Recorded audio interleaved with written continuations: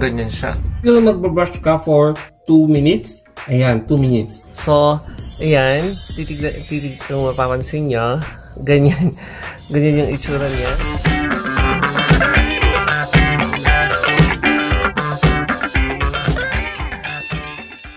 Are you looking for the cheapest teeth whitening na pwedeng mabisang pangtanggal din ng stain sa inyong teeth? So, don't worry guys. Ito yung lagi po nating nakikita sa SM Department Store and sa Watsons and even sa Mercury or St. Joseph Drugstore or Pharmacy. Itong 100% natural teeth whitening. Kasi, this is composed of activated charcoal. And speaking of which, yung activated charcoal is hindi lang sa ngipin siya ginagamit.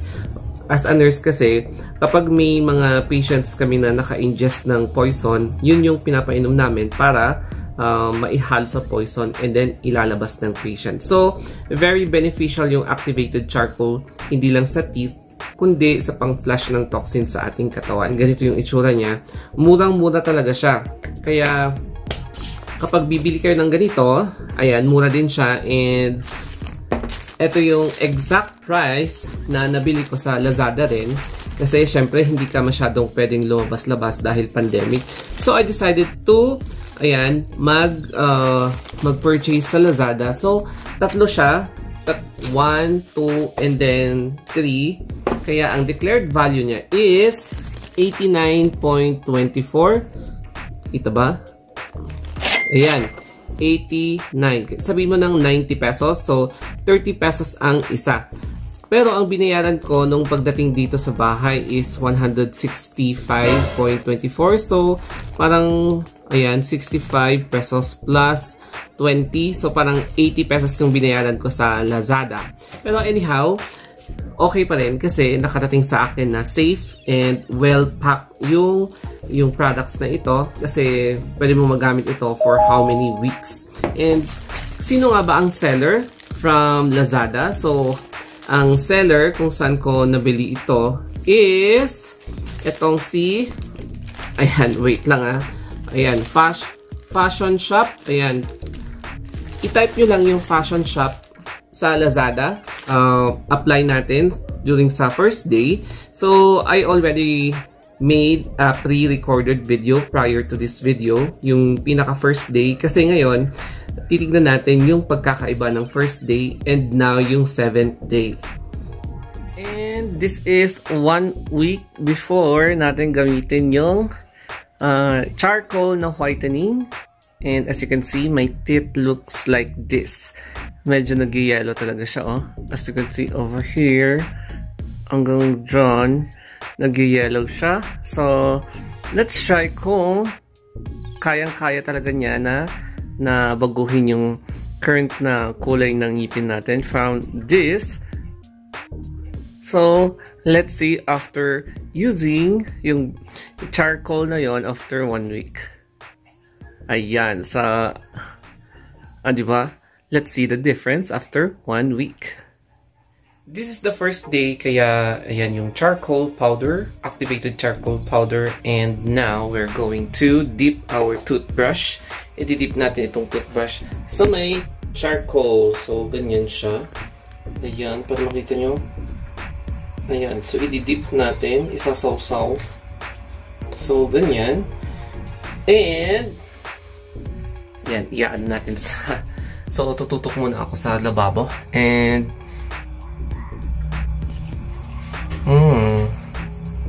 ganyan siya. So, mag-brush muna ako.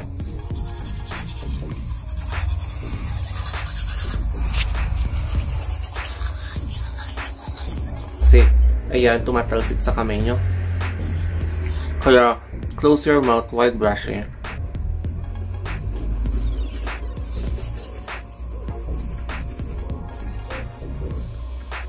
Ayan. So, ganito siya. Para akong zombie.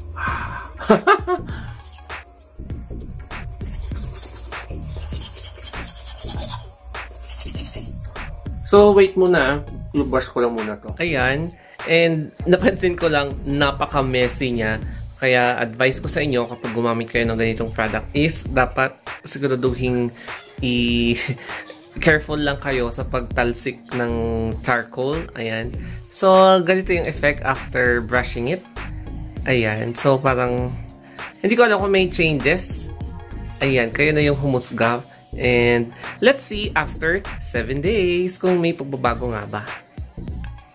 Oh, diba? So, this is the close-up presentation sa product na ito. 100% natural teeth whitening with activated organic charcoal, whitener, and detoxifier na 30 grams. So, kung bubuksan natin, i-roll natin siya, and ang magiging labas niya is like that. Medyo messy lang talaga siya, which is yun lang yung hindi ko gusto.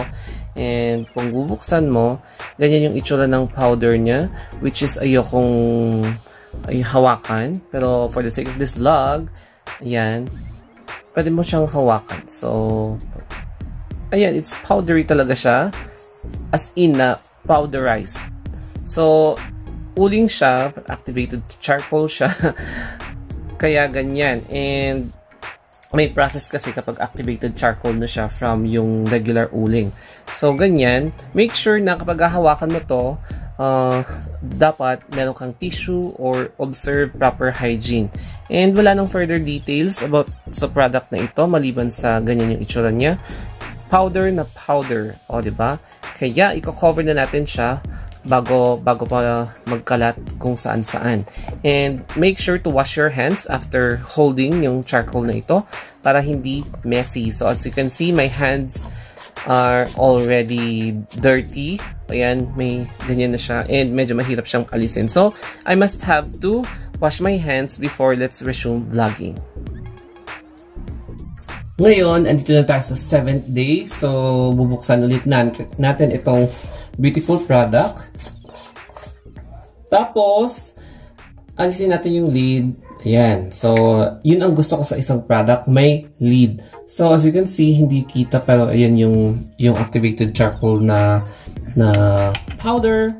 So, very messy siya. Kaya, careful lang kayo sa pagbabrush and sa pagsasawsaw ng toothbrush nyo dito. So, ganyan. And much better kapag wag nyong i-share ito sa iba. Kasi, syempre, personal hygiene. O, diba? Ayan, dinidip ko na siya para ganyan yung itsura niya. Tapos, pag masyadong marami. Kasi, diba nung first, medyo parang naparami ata ako ng pagsawsaw ng activated charcoal. So, ganyan siya.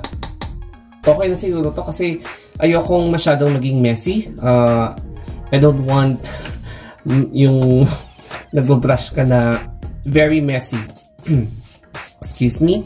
And then, let's brush our teeth na.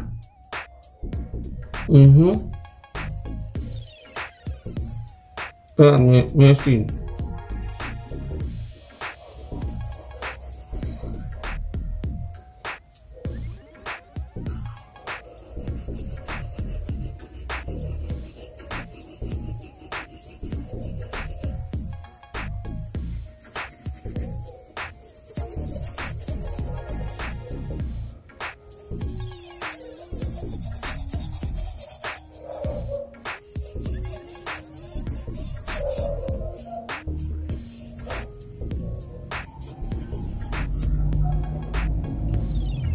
Ayan.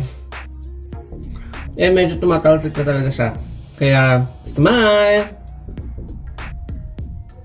O, diba? So, ipopost ko muna to para mag-take tayo ng picture. Siguro mag-brush ka for 2 minutes. Ayan, 2 minutes. Pero, as you can see, medyo messy talaga siya. Kasi, very careful ka. Kasi, black. Ang mahirap maglinis. Ayan. Parang sa zombie, di ba? Oh, di ba?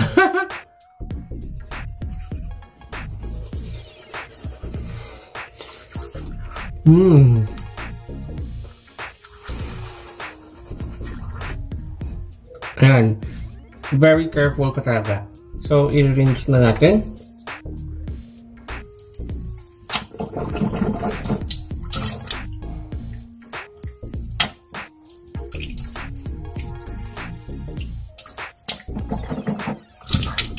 And make sure, pagkatapos nyo mag-brush, please be responsible enough to observe proper hygiene. Hindi po kayo nag-brush ka dito hahayaan mo lang na black lahat ng sink. Don't leave your sink messy with black patches from this charcoal na toothpaste. Lalo na if you are renting a place or visiting your friend's place, be sure enough to clean yung mga mess. Ayan, kasi nakakahiya. Ayan, nakakahiya talaga siya. Ang hirap maalis.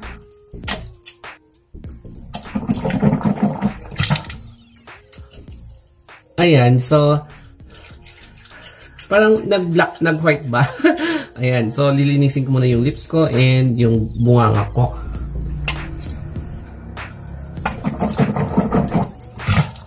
Isa pa.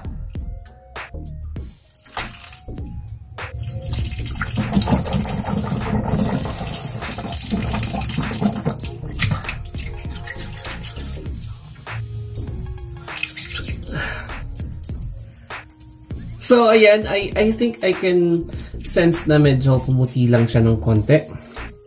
Ayan, so, pupunas lang muna tayo ng tissue sa may... And make sure hugasan nyo yung kamay nyo. Kasi may parts na black dito. So, wait lang. Hugasan ko muna yung kamay ko bago ako. Ayan, so nahugasan ko na yung kamay ko. And magpunas-punas tayo ng mga areas kung saan. Kasi ang daming, ayun o, nakakahiya mag-brush na ang daming tumatalsik. O diba?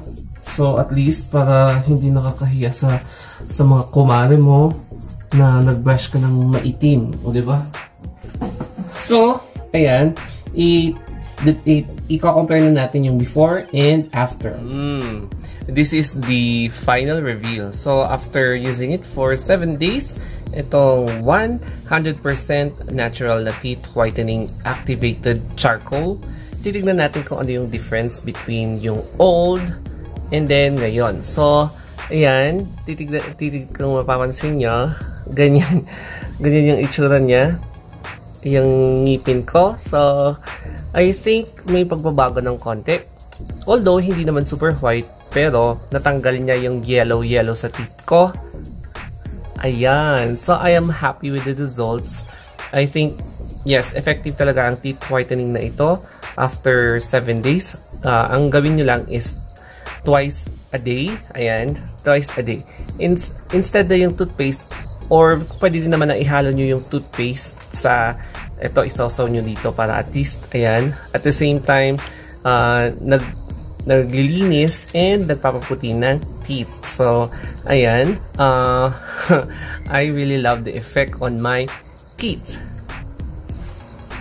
O, diba? Kaya, wait lang. I-stop ko muna to and ipipicture ko yung teeth ko yung before. And ayan. So, we are now back at my itong area na ito. And I must say, I am very satisfied with this product. Ang verdict ko dito is, ayan, 11/10 because I really sense and see yung talagang effect nito. Tapos, ang gusto ko dito is yung rough na surface sa back of your teeth. Talagang, ewan ko kung yun yung isa sa mga effect, pero I'm very amazed, more than impressed. Ayan, teeth whitening. So, 30 pesos ang isa, 100 pesos for 3. Basta hanapin nyo lang yung seller na si, nakalimutan ko tuloy, si Fashion Shop. Ayan, Fashion Shop sa Lazada. And, ayan, kung may questions pa kayo, don't forget to comment down below. Ayan, comment down below lang kayo kung may mga questions kayo, or reach me in my Facebook page, Instagram, or Twitter. The Story of Anthony. Ayan, so, I'm always open. Basta magre-reply ako kapag available ako. And don't forget to subscribe my 2 YouTube channels. If flash ko yung dalawa, ayan, The Story of Anthony and The Story of Anthony Vlogs. And yes, thank you guys. I hope meron kayong natutunan dito sa vlogs ko. Ayan, and I hope mag-abang din kayo sa mga next vlogs ko. So, that's it for now. Always keep safe and wag maging pasaway, okay? So, that will be all. Thank you very much once again and have a nice day.